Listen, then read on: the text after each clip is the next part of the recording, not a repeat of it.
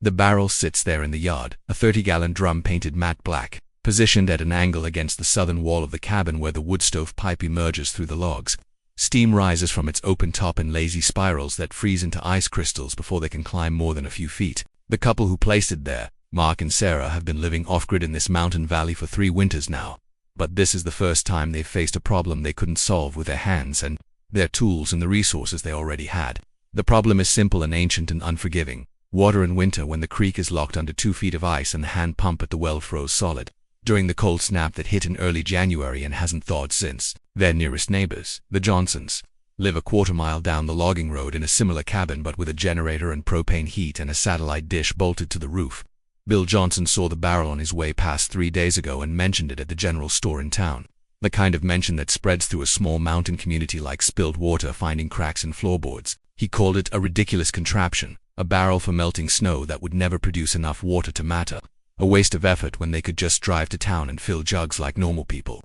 His wife Linda laughed when she heard about it. Not cruel exactly, but the kind of laugh that says some people make their lives harder than they need to be and maybe that's their choice, but don't expect sympathy when it doesn't work.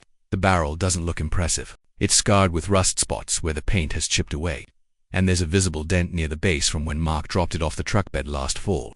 A piece of corrugated metal leans against the cabin wall behind it, rigged to redirect radiant heat from the stovepipe toward the barrel's backside.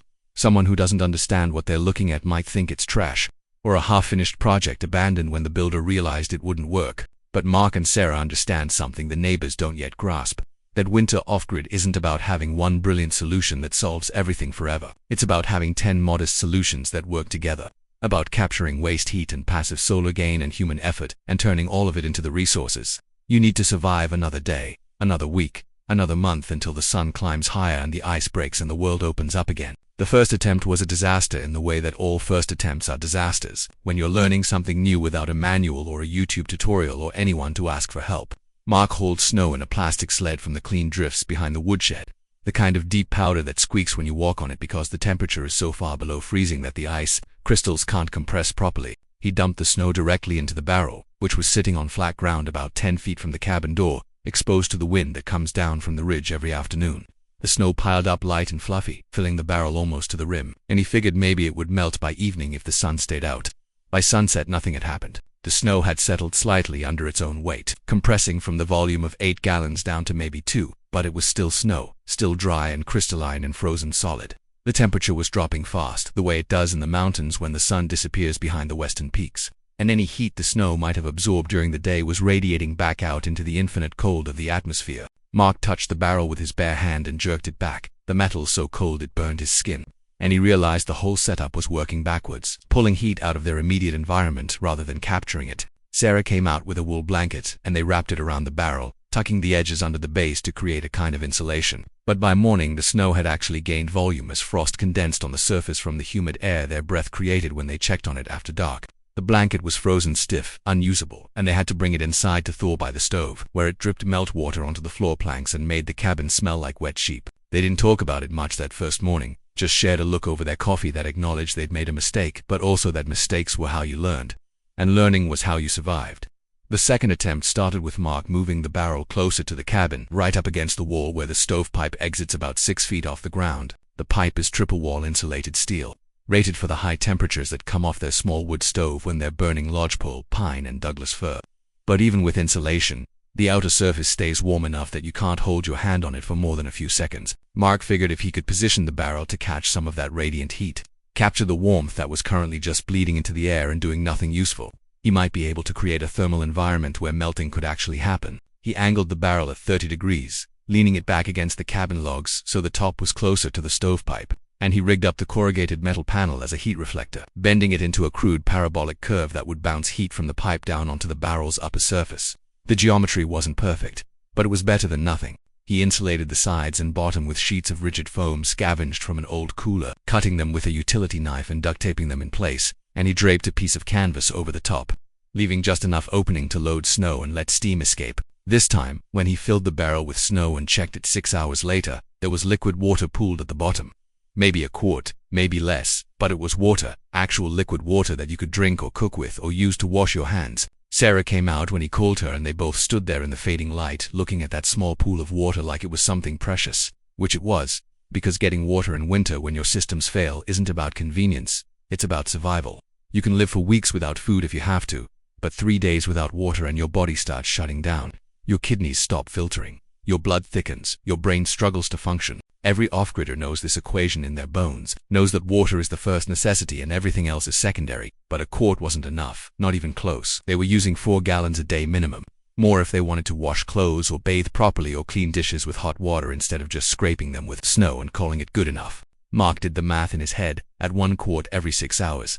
Assuming they could keep the system running 24 hours a day, they'd get about 4 quarts total, 1 gallon less than a quarter of what they needed, and that was assuming the system worked consistently, which it wouldn't, because nothing works consistently when you're dealing with weather and temperatures that swing 40 degrees between day and night, and wind that can strip heat from any surface faster than the sun can replace it. The breakthrough, when it came, wasn't a single moment of inspiration but a series of small improvements that accumulated over days and weeks until the system reached a tipping point where it started producing more than it cost.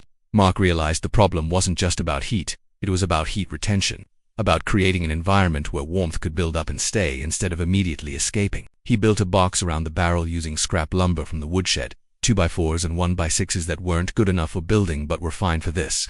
He insulated the box with every material he could find, more foam panels, fiberglass batting pulled from a roll they'd bought to insulate their attic, even crumpled newspaper stuffed into the gaps.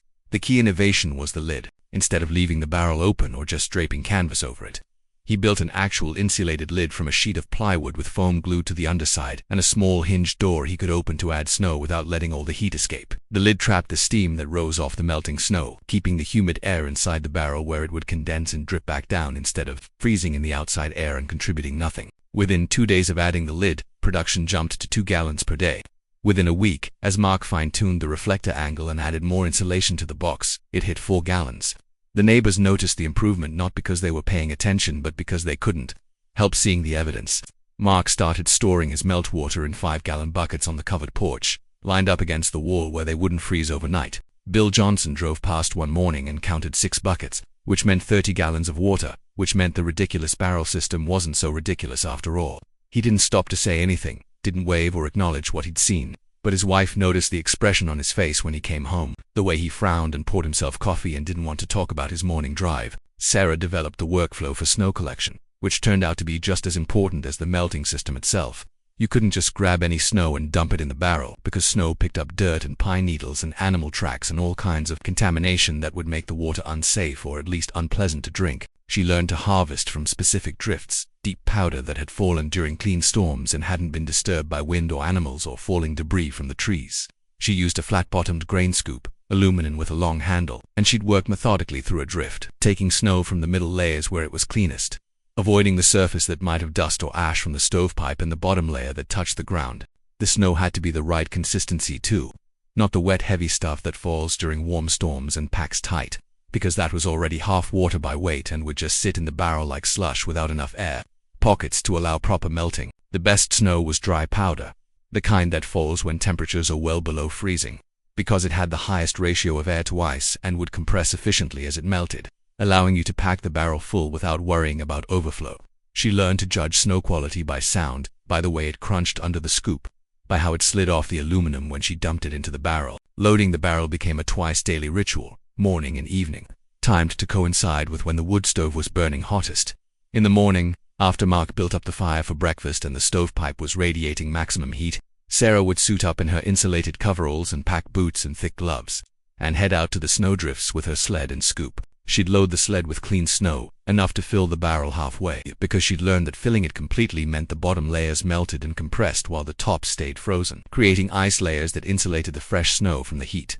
Better to add smaller amounts more frequently, keeping everything in a semi-liquid state where heat could circulate, through convection instead of just conducting through solid ice. She'd dump the snow through the small door in the lid, working quickly to minimize heat loss, watching the dry powder settle into the warm, humid environment inside the barrel and immediately start to glaze as the surface crystals melted and refroze in the brief exposure to outside air. Then she'd close the door and the snow would begin its transformation, melting from the outside in, the crystals nearest the barrel walls, giving up their structure first, collapsing into liquid and draining down to the bottom where a spigot Mark had welded into place would allow them to draw off finished water without opening the lid and losing heat. The evening loading was the same process but with a different rhythm.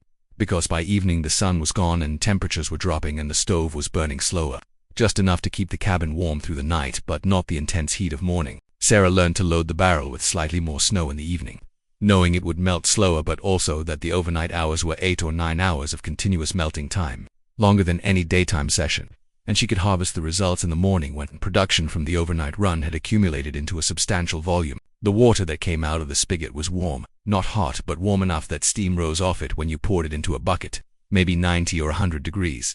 Too warm to drink immediately, but perfect for washing or cooking or filling their water jugs for storage. They ran the water through a simple cloth filter first, just a clean t-shirt stretched over a funnel, to catch any particulates that might have made it through, though Sarah's careful snow selection meant there was rarely anything to filter out. The filtered water went into their 5-gallon buckets, and they'd let it cool to room temperature before drinking it, though room temperature in their cabin during January meant maybe 55 degrees unless you were sitting right by the stove. The system reached 8 gallons per day in the 3rd week, and Mark documented it carefully in his notebook, not because he was trying to prove anything to the neighbors, but because documentation was how you learned, how you improved, how you figured out what worked and what didn't and why. He recorded outside temperature, wind conditions, snow quality, stove burning schedule, and water production volume, looking for patterns, for correlations, for the underlying logic of why some days the barrel produced 6 gallons and other days it hit 10. The variables were complex and interconnected, but slowly a picture emerged. Production peaked when outside temperatures were cold but not too cold, between 10 and 20 degrees Fahrenheit, cold enough that his insulation made a difference but not so cold that heat was stripped away faster than the stove could replace it. Production improved when the sun was out, even though the barrel was against the north wall and didn't receive direct sunlight, because sunshine raised ambient air temperatures and reduced convective heat loss from the insulated box. Wind was the enemy, the unpredictable variable that could cut production in half overnight. When wind came down from the ridge, it found every crack and gap in the insulation, every poorly sealed joint in the box, and it pulled heat out through forced convection faster than the stovepipe could radiate it back in. Mark spent 3 days building a windbreak, a simple wall of plywood and 2x4s positioned upwind of the barrel, and production immediately jumped back to baseline. The windbreak created a dead air pocket, a zone of still air where heat could accumulate instead of being swept away, and that small change made all the difference between a system that barely worked and one that worked reliably. The near miss came on a Thursday morning when temperatures had dropped to 15 below. During the night, and Mark was trying to compensate by running the stove hotter than usual. He'd loaded it full of split lodge pole pine, dense, dry wood that burned hot and fast, and the stovepipe was glowing slightly at the hottest point near the ceiling. That faint red color that means you're pushing the limits of what the metal can safely handle.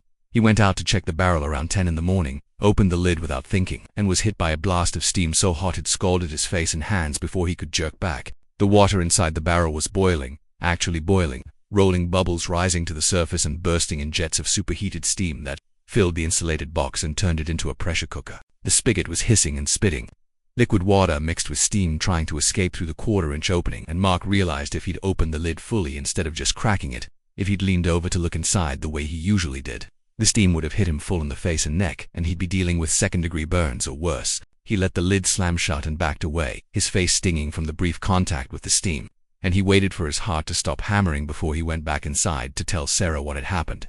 They talked it through over coffee, Sarah pressing a cold wet cloth to his face where the skin was red but not blistered, and they agreed the system needed a safety valve, some kind of pressure relief that would prevent boiling even if the stove ran too hot. Mark spent that afternoon installing a simple thermometer probe that extended through the insulated box into the barrel, visible from outside, so he could check water temperature without opening the lid. He calibrated it against a meat thermometer, making sure it read accurately in the range he cared about, between freezing and boiling.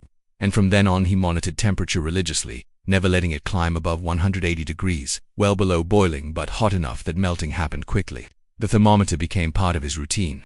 One more data point to check alongside the wind in the sky and the stove burn rate. He learned to read the system's rhythm, to understand that if the thermometer read 160 in the morning after an overnight burn, production would be good that day, probably 8 or 9 gallons. If it read 140, production would be lower, maybe 6 gallons, and he'd need to add an extra load of snow in the afternoon to keep the barrel working efficiently. If it crept above 175, he'd open the damper on the stove to slow the burn, sacrificing a bit of cabin heat to protect his water production system from overheating. The contamination scare happened in the 4th week. On a morning after a night storm had dumped 6 inches of fresh snow and Sarah was eager to harvest clean powder from the new fall, she loaded the barrel as usual, working quickly in the pre-dawn dark with just a headlamp for light, and by evening when Mark drew off water for dinner, it had a strange color, slightly brown. with particles floating in it that didn't look like the usual microscopic dust you'd expect from snow. He held a glass of it up to the lamplight and saw what looked like organic matter, tiny fragments of something that might have been bark or leaves or animal droppings. And they both stopped what they were doing and went outside with flashlights to examine the snowdrift Sarah had been using. The new snow had covered an old drift that had been sitting there for weeks, and that old snow had collected debris from the pine trees overhead, needles and bark and sap and whatever else falls from trees during winter storms. Sarah had been scooping from what she thought was fresh, clean snow, but in the dark with only her headlamp. She'd inadvertently dug down into the contaminated older layers, mixing them with the fresh fall. The water in their storage buckets, 30 gallons they'd harvested over the past week, was probably safe because it came from verified clean snow. But the water currently in the system was suspect, potentially unsafe, and they had to dump it. Mark carried the 5-gallon bucket full of contaminated water out beyond the woodshed and poured it onto the ground, where it immediately froze into a spreading sheet of ice. It felt like a waste, like throwing away hours of work and fuel and effort, but drinking contaminated water wasn't an option. Not out here where medical help was an hour away on good roads, and right now the roads weren't good at all. They couldn't risk dysentery or giardia or any of the other waterborne illnesses that could turn a winter survival situation into a medical emergency. Sarah marked the contaminated drift with sticks pushed vertically into the snow, a visual warning system so she wouldn't make the same mistake again. And she found a new drift on the south side of the woodshed that was pure, clean powder, wind deposited during the recent storm, with no overhead trees and no contamination. She adjusted her harvest routine to always scout drifts in daylight first, marking the clean ones with sticks and avoiding any that looked questionable. And she taught herself to judge snow quality not just by feel and sound but by visual inspection, looking for the telltale signs of debris or discoloration or animal tracks that would indicate contamination. The system stabilized at 8 gallons per day by the end of week 5, and Mark realized with satisfaction that they were producing exactly twice what they needed for daily use, which meant they could start building reserves, filling extra buckets and storing them in the unheated storage room where temperatures stayed just above freezing and water wouldn't go bad but also wouldn't freeze solid. The surplus water was security, a buffer against system failure or extreme cold snaps or days when weather prevented Sarah from harvesting snow safely. It meant they could survive a week without production if they had to, could weather any reasonable crisis without having to abandon their off-grid experiment and drive to town for water like the neighbors kept suggesting they should do. The wood consumption question was what people asked most when they heard about the system, usually with skepticism in their voices. The implied accusation that Mark and Sarah must be burning through firewood at an unsustainable rate to melt 8 gallons of water every day. Bill Johnson asked it directly one morning when he stopped by to borrow a chainsaw file, standing in the doorway with his arms crossed and a challenging expression on his face, wanting to know how much would it took to keep that barrel melting, whether they were really any better off than just driving to town once a week for water. Mark invited him outside to look at the woodpile, which was exactly where it had been a month ago when they started the barrel system, minus the wood they'd have burned anyway for heat and cooking. He explained the logic patiently, without condescension, because he understood Bill's skepticism came from a place of genuine confusion about how the system worked. The stovepipe was going to be hot regardless, he said, because they needed heat to survive the winter. Needed the cabin warm enough that pipes wouldn't freeze and they could sleep without extra blankets and cook food that wasn't just cold rations. The heat coming off that pipe was a waste product, energy that was escaping into the atmosphere and doing nothing useful. And all the barrel system did was capture some of that waste heat and redirect it into water production. The black paint on the barrel helped too, he explained, because black surfaces absorb infrared radiation more efficiently than bare metal. And even though the barrel was on the north wall in shadow, it was still receiving ambient heat from reflected sunlight and from the warm air rising off the roof when the sun was out. The insulated box prevented that captured heat from escaping, creating a greenhouse effect where temperatures inside the box ran 15 or 20 degrees warmer than outside air, and that temperature differential was enough to keep melting happening even when the stove burned low. On sunny days, he said, pointing to the thermometer that currently read 140 even though the cabin door was closed and the stove was barely ticking over. The system produced water with almost no active heat input at all, just passive solar gain and residual warmth from the insulated environment. Bill listened without interrupting, but Mark could see the skepticism fading from his expression as the logic became clear, as he understood that this wasn't some impossible trick or magic solution but just good engineering, the kind of practical problem-solving that off-grid living demanded. When Mark finished explaining, Bill nodded once, said he guessed it made sense when you put it that way. And then he left with the chainsaw file without mentioning the barrel again. But Mark knew he'd tell Linda about it, would probably describe the whole system in detail over dinner that night. And word would spread through the community that maybe the barrel wasn't such a ridiculous idea after all. The night storm hit without warning in week 6, a sudden atmospheric river pushing up from the south that brought temperatures above freezing for the first time in 2 months. The snow started around midnight, not the dry powder they were used to, but wet, heavy flakes that fell in clumps and stuck to everything, building up on the roof and the trees and the barrel system faster than gravity could shed it. Mark woke to the sound of water dripping inside the cabin, a steady plink plink plink that meant snow was melting on the roof and finding its way through some gap in their ceiling insulation. He went outside in his long underwear and boots to check the barrel, his headlamp beam cutting through the heavy snowfall and showing him a system half buried under wet snow that had accumulated on the insulated box and the windbreak and the corrugated metal reflector. The snow was so wet it was almost slush, and it was adding weight to structures that weren't designed for structural loads, just for wind resistance and heat retention. He could see the plywood windbreak bowing under the weight, the 2x4 supports starting to bend. And he knew if he didn't do something the whole thing would collapse and probably take the barrel system with it. Sarah joined him with a broom and they spent the next hours sweeping snow off surfaces, working by headlamp in the heavy wet snowfall that soaked through their coats and made their gloves useless. The barrel itself was fine, the metal drums strong enough to support whatever weight the storm could add. But the insulated box around it was built light, just scrap lumber and foam panels, and the plywood roof of the box was sagging visibly under the load. Mark reinforced it with a 2x4 positioned vertically in the center as a temporary support post, wedging it between the sagging roof and the ground. And Sarah continued sweeping snow off the windbreak until the immediate danger of collapse passed. By morning, the storm had dumped 18 inches of wet snow and the temperature was dropping again, falling back below freezing as the atmospheric river moved past and cold air rushed in behind it. The wet snow from the night before started to freeze into ice, cementing itself to every surface. And Mark realized they had a new problem. The barrel system was encased in ice, the lid frozen shut, the spigot frozen solid, the whole thing locked in a shell of ice that would take days to thaw if they let nature take its course. They needed that water, had been counting on production continuing, and now they were facing a complete system shutdown just when they'd gotten everything working efficiently. Mark attacked the problem methodically, starting with the spigot because that was the most critical component. He poured warm water from their storage buckets onto the frozen metal, working patiently to melt the ice without shocking the steel into cracking from thermal expansion. It took 20 minutes and most of a gallon of their precious stored water, but eventually the spigot thawed enough that he could turn the valve and confirm liquid water was still inside the barrel, still warm, still available even though the exterior was frozen solid. The lid took longer, because it was frozen to the barrel rim with a seal of ice that had formed when steam condensed and immediately froze during the coldest part of the night. He couldn't pry it open without damaging the plywood or breaking the foam insulation.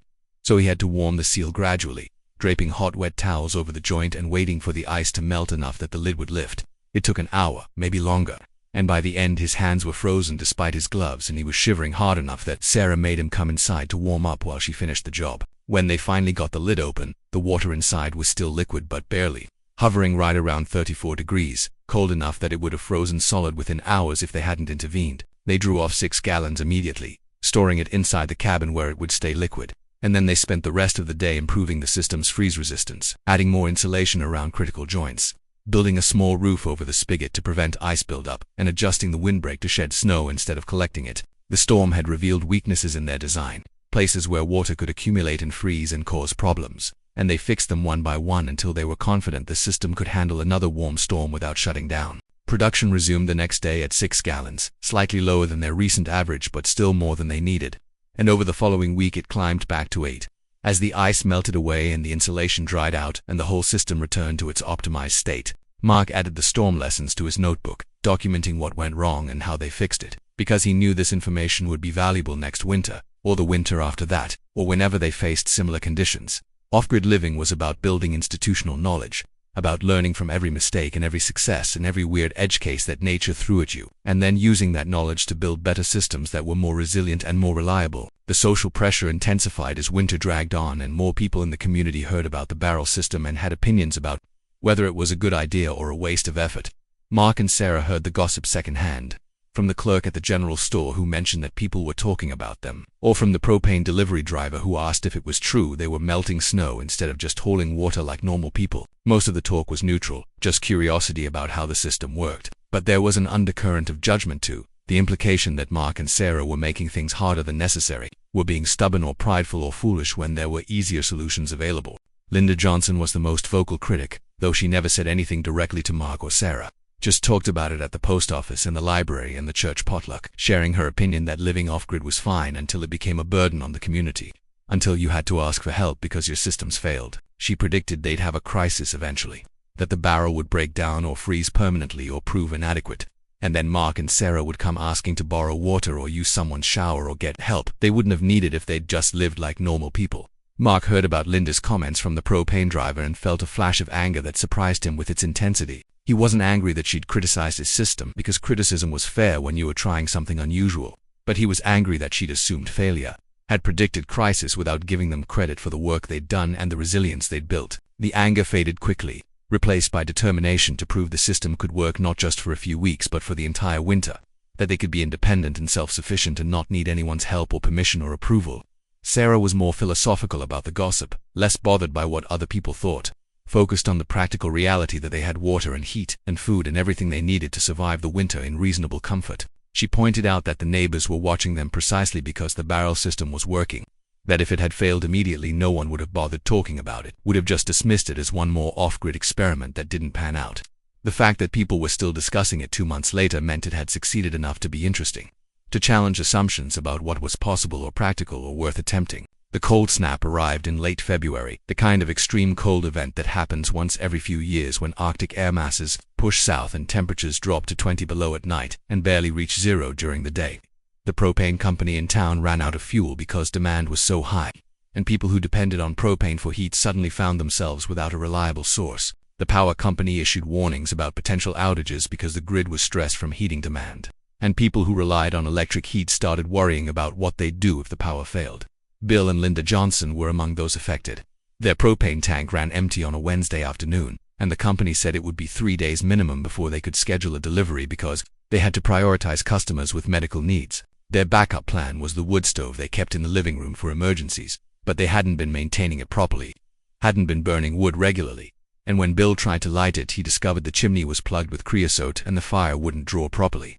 Smoke filled the house and they had to open windows to clear it, which let in the cold air, and within an hour the indoor temperature had dropped to 45 degrees. Linda showed up at Mark and Sarah's cabin around 8 that evening, driving carefully down the icy logging road in her four-wheel drive truck, and she knocked on the door with an expression that Mark had never seen on her face before, something between embarrassment and desperation. She explained the situation quickly, without making excuses, and asked if they could help, if maybe they had advice about getting their wood stove working, or if Sarah would be willing to come look at the chimney because she'd worked as a stove installer before moving off-grid. Mark and Sarah exchanged a glance that communicated volumes without words, a whole conversation about whether they should help the neighbor who'd been criticizing them for months, who'd called their barrel system ridiculous and predicted they'd fail. But the conversation lasted maybe 3 seconds before they both nodded, because helping neighbors in winter wasn't about keeping score or holding grudges. It was about basic survival ethics, about the understanding that out here in the mountains when systems failed you took care of each other regardless of past disagreements. Sarah grabbed her chimney cleaning kit and Mark loaded extra firewood into the truck bed, more than the Johnsons would need, but better to have surplus than to run short, and they followed Linda back to her place in their old pickup that struggled on the icy uphills but made it. The chimney problem was simple, just accumulated creosote from burning wet wood and not cleaning regularly, and Sarah had it cleared in 30 minutes, working from the roof with her brushes while Bill steadied the ladder. The stove drew properly after that, and they got a good fire going with Mark's dry wood. And within an hour, the house had warmed back to 60 degrees, still cold by normal standards but comfortable enough if you wore a sweater. They stayed for coffee afterward, sitting around the kitchen table while the wood stove crackled and popped in the next room, and Linda apologized without quite apologizing for the things she'd said about their barrel system. She called it interesting engineering and said maybe she'd misjudged how well it could work, and Mark nodded and accepted the non-apology because it was as close as Linda would probably come to admitting she'd been wrong. Bill asked specific questions about the insulation and the heat capture and the daily water production, taking notes on a scrap of paper like he was considering building his own version, and Mark answered honestly, sharing the failures along with the successes, the near scalding and the contamination scare and the storm damage, because that was all part of the story. They drove home around midnight, exhausted but satisfied, and Sarah commented that helping the Johnsons had felt good, had reminded her why they'd chosen this life in the first place. It wasn't about being isolated or independent in the sense of not needing anyone, she said. It was about being capable and resilient and able to help when help was needed.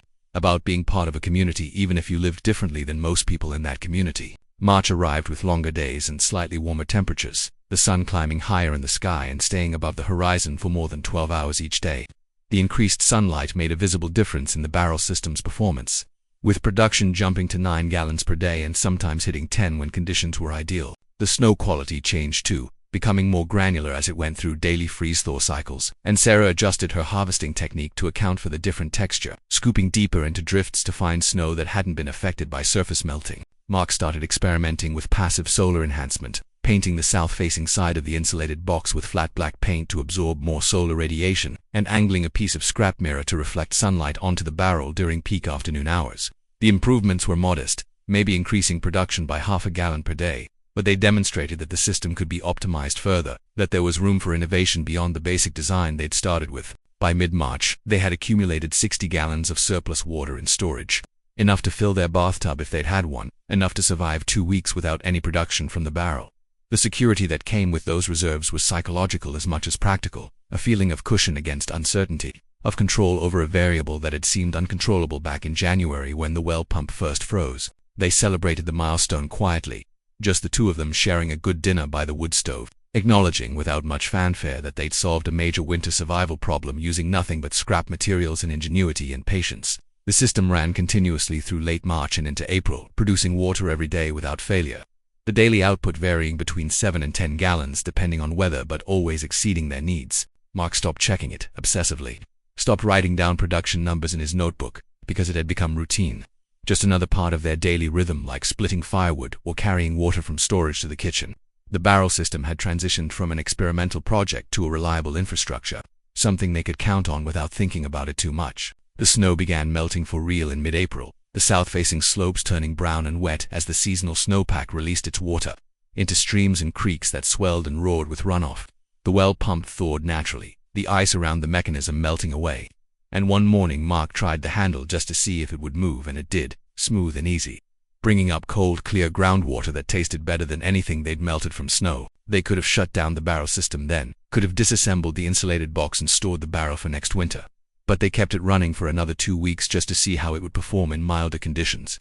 Production stayed high even as temperatures rose into the 40s and 50s during the day, because they still had snowdrifts in shaded areas and the stove still needed to run at night for warmth. The system continued melting 8 gallons per day right up until the first week of May, when the last snowdrifts finally disappeared and Sarah had nowhere left to harvest from. Only then did they shut it down, draining the barrel completely and removing the insulation and storing everything in the shed for next winter. The final tally, when Mark added up the numbers in his notebook, showed they'd produced over 700 gallons of water from the barrel system over a 14-week period, using no additional firewood beyond what they would have burned anyway for heat. 700 gallons at 8 gallons per day averaged over 90 days of consistent production, with 0 trips to town for water, 0 requests for help from neighbors, 0 failures or breakdowns that required outside intervention. The system had cost them maybe $50 in materials, most of that for the metal barrel itself, everything else scavenged or repurposed from items they already owned. But the real value wasn't the 700 gallons or the $50 investment, it was the knowledge they'd gained. The confidence that came from solving a hard problem using available resources and basic engineering principles. They knew now that they could survive winter off-grid without a functioning well, could produce water from snow reliably and safely and efficiently enough to meet all their needs. That knowledge was worth more than the water itself because it meant they were truly independent, truly resilient, truly capable of handling whatever challenges the mountains threw at them. Summer arrived and with it came visitors, other off-gridders and homesteaders who'd heard about the barrel system and wanted to see it for themselves. Wanted to understand how it worked so they could build their own versions. Mark showed them the equipment, walked them through the design logic, shared his notebook data about production rates and insulation techniques and snow quality assessment. Some of them took notes, some took photos, some just listened and nodded and asked good questions about the details that made the difference between a system that barely worked and one that worked reliably. Bill Johnson stopped by in July, ostensibly to return the chainsaw file he'd borrowed in February, but really to talk about water and independence and what it meant to be prepared for winter. He'd spent the spring thinking about his own dependence on systems he didn't control. Propane deliveries that could be delayed, power grids that could fail, infrastructure that worked fine until it didn't. He asked Mark if it would be weird if he built his own snowmelt barrel for next winter, whether that would be copying or just good sense, and Mark laughed and said everyone should build one, that useful ideas were meant to be shared, not hoarded. Linda came with Bill, and she apologized properly this time, without hedging or minimizing. Said she'd been wrong to judge their project before understanding how it worked. Wrong to assume failure instead of giving them credit for innovation. Sarah accepted the apology graciously, said she understood the skepticism because the system did sound ridiculous when you described it without explaining the details, and they all had a good laugh about the ridiculous barrel that turned out to work better than anyone expected. The summer passed in the usual rhythm of off-grid life, garden maintenance and food preservation and infrastructure repairs. Getting ready for the next winter, because winter always came back no matter how long the days got or how warm the sunshine felt. Mark and Sarah improved the barrel system in small ways, rebuilding the insulated box with better materials, adding a proper thermometer mount, constructing a more efficient windbreak from heavier lumber. The improvements weren't strictly necessary because the system had worked fine with the original design, but they enjoyed the process of refinement, of taking something good and making it slightly better. September brought the first cold nights, temperatures dropping into the 30s after sunset, reminding everyone that winter was coming and it was time to finish preparations. The barrel system sat ready in the shed, clean and dry and waiting for the first snow. Mark had written up a detailed instruction manual over the summer, documenting everything he'd learned about snow quality and insulation and heat management. And he'd posted it online in an off-grid forum where it had been downloaded hundreds of times by people facing similar water challenges in cold climates. But more than the instructions or the data or the technical specifications, what Mark wanted people to understand was the underlying principle, that off-grid living wasn't about having perfect systems that never failed. It was about having resilient systems that could be adapted and repaired and improved using available resources and basic skills. The barrel system embodied that principle perfectly, turning a problem into a solution using nothing but observation and experimentation, and a willingness to keep trying when the first attempt didn't work. As October arrived and the first snow began to fall, Mark and Sarah set up the barrel system again, positioning it in exactly the same spot against the cabin wall where it had worked so well the previous winter. They'd made their improvements, had refined their process, had documented everything carefully so they could replicate success and avoid past mistakes. The system came together quickly this time, assembled in an afternoon rather than the weeks of trial and error it had required the first time, because they knew now what worked and what didn't. The first snow of winter melted into the barrel, clean powder from a cold October storm, and by evening they had 3 gallons of water, a modest start that would build into consistent production as winter deepened. They stood outside together after dark, watching steam rise from the barrel's vent hole and freeze into ice crystals in the cold air. And Mark thought about how something so simple, a metal drum and some insulation and the waste heat from their wood stove, could provide such complete security against one of winter's fundamental challenges. Water is life, basic and essential and non-negotiable. And having a reliable source of it in winter means freedom, means independence, means not being dependent on systems you don't control or infrastructure that can fail. The barrel system gave them that freedom, proved it was possible to thrive off-grid even when conventional systems broke down, and that knowledge was empowering in a way that Mark found hard to articulate but felt deeply every time he drew clean water from the spigot. If you've made it this far in the story, if you followed Mark and Sarah through their winter of innovation and problem-solving, through the skepticism and the setbacks and the small triumphs that added up to complete success, then you probably understand why this kind of practical knowledge matters. Living independently isn't about withdrawing from society or rejecting modern conveniences. It's about having options, about knowing you can survive and even thrive when circumstances force you to rely on your own skills and resources. This channel exists to share these stories, these practical solutions that real people develop when facing real challenges in off-grid environments. Every week, new videos explore different aspects of independent living, from water systems and energy production to food preservation and shelter building. The goal isn't to convince everyone to move off-grid but to preserve and share the knowledge that makes off-grid living possible.